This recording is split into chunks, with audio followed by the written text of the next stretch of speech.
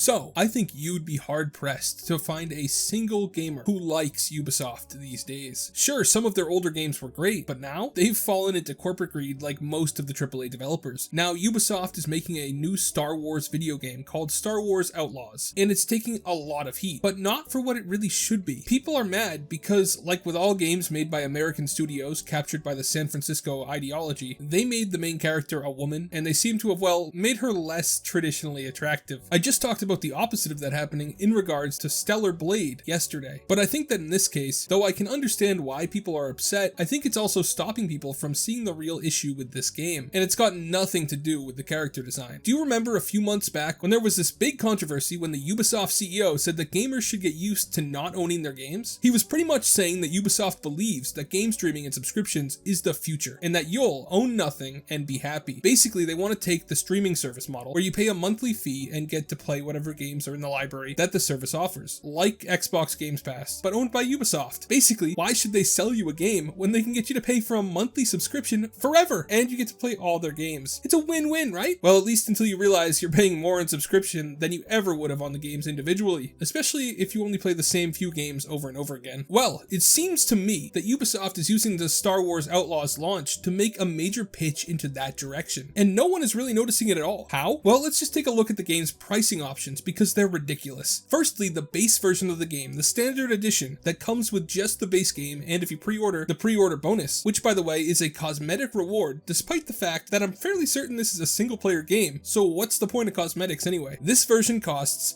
$69.99, that's right, $70. At some point in the last year, all of the big AAA studios decided they were going to price their games at $70, and we were just going to have to deal with it, but it just seems like way too much for a game in my opinion. Maybe if it was like the best game ever made, but certainly not for a Ubisoft game that I can pick up for half off in a sale in a few months. And that's the cheapest option. The middle tiered gold edition comes with the stuff from the $70 version, plus you get the season pass, which is DLC I think, and to play the game 3 days early. And for how much? $109.99. That's right, that means they're valuing the season pass and playing 3 days early at $40 value, since that's the difference between the base version and the gold edition. And if $110 sounds like too much for a Star Wars game made by Ubisoft, well, I've got great news for you because there's one more, even more expensive version on the table. That's right, the Ultimate Edition, which has everything the Gold Edition has, plus the Rogue Infiltrator bundle, the Sabak Shark bundle, both of which seem to be cosmetics, and the digital art book. That's right, digital. They're not going to print it out for you. That costs money. Sending the image files is much cheaper for them, so why would they print it out? And what do they value this edition at? $129.99. That's right, folks. Can you imagine that in 2024, we've got people paying $130 for a Ubisoft game? Neither can I, but unfortunately, I know those people exist. The real sinister thing, though, is that there's this one other option available, and it appears to be so much cheaper than the other options. That's right, you can get the Ultimate Edition, the same one that cost $130 plus over 100 other games for just $17.99 a month. That's right, they're pushing their subscription service, Ubisoft Plus, by giving you the $130 edition of the game for just $17.99 a month. I don't think that it's too much of a leap of logic to say that I believe they intentionally priced the two versions of the game that cost over $100 so high because they wanted to convince people to sign up for their subscription service. It's actually kind of genius in a very messed up kind of way. Dangle the carrot in front of people with all the cool cosmetics and then hit them with the stick by saying it'll cost $130, then offer them the exact same carrot for what seems like a fraction of the price. When you really think about the business model, it's great for Ubisoft. After all, once you're in their ecosystem, you can't leave or you lose access to all your games you're playing, which means that if you want to keep playing, or honestly if you just forget about the subscription like most people do, you'll end up paying $17.99 a month, which is roughly $216 a year. That's the same as buying 3 full cost $70 Ubisoft games every year. Ask yourself, when was the last time you bought more than one Ubisoft game in a year? Even then, when was the last time you paid full price for one? Since they're always on sale, I doubt very many of you would spend $216 on Ubisoft games in any normal year. Yet with the subscription service, Ubisoft gets that from you yearly, assuming they stick at the $17.99 price and don't up the price down the line, like all the streaming services seem to do. So, while that sounds like a good deal, unless you're a very specific type of gamer, it'll end up costing you more than you get from it, in my humble opinion at least. And it comes with the cool side effect of you not owning your games, so that if the subscription service ends or you can't afford it anymore, well, there goes your games. Doesn't that sound great? And not at all bad for consumers? I think because people are focusing on the identity politics issues surrounding this game, they're completely missing that Ubisoft has created an admittedly great way to convince people to buy their game subscription service by just pricing them out of the other options. I mean, the average person doesn't have enough money saved up for an emergency, so $100 is a lot to them. But the average person also has no problem going to McDonald's once a month and spending $20 at the same time. It's a great psychological trick they're playing, and they probably need to promote whoever on their marketing team thought this up, but I think it's awful for gamers. When I was younger, every computer game came on CD-ROM. You guys might not remember them, but there were these little discs that came in boxes, and you put them in the disc tray in your PC, which, when was the last time you saw a computer with a disc reader? Not in years, which is weird because I'm not really sure when they went away. But if I wanted to, I could get an external disc reader for my computer, grab my copy of Zoo Tycoon 2 that I played a ton as a kid, and install it fine. Might need to mess around with virtual machines if it won't run on modern OSs. Not sure, but the point is that it still works. Meanwhile, we already live in a world where if your Steam account gets banned, you lose all your games. And that can happen even from you just forgetting your password. Or like, if you get a brain injury and you can't remember your password or your information, there's all sorts of ways that you can lose access to your game library now. I think we really had it figured out in the early 2000s. Unless you accidentally scratched the disc up, you had that baby forever. And even when you did scratch it, half the time, it'd work well enough for you to use it anyway. Do we really want to go to a world where we completely give up the pretense of owning any of our games? I'm sure there's some people who are fine with it, but it just seems wrong to me. I don't think that we should let companies siphon off our wallets forever just because we want to play a game once. I'm over the subscriptionization of software and games. Don't even get me started about how much an Adobe subscription costs a month, or how hard it is to cancel. But in reality, what matters is what you guys think. So tell me in the comments what you think about this slightly dystopian future we are sleepwalking into. Thanks for watching all the way till the end. Remember to like and subscribe if you haven't already. Have a great day, and God bless you.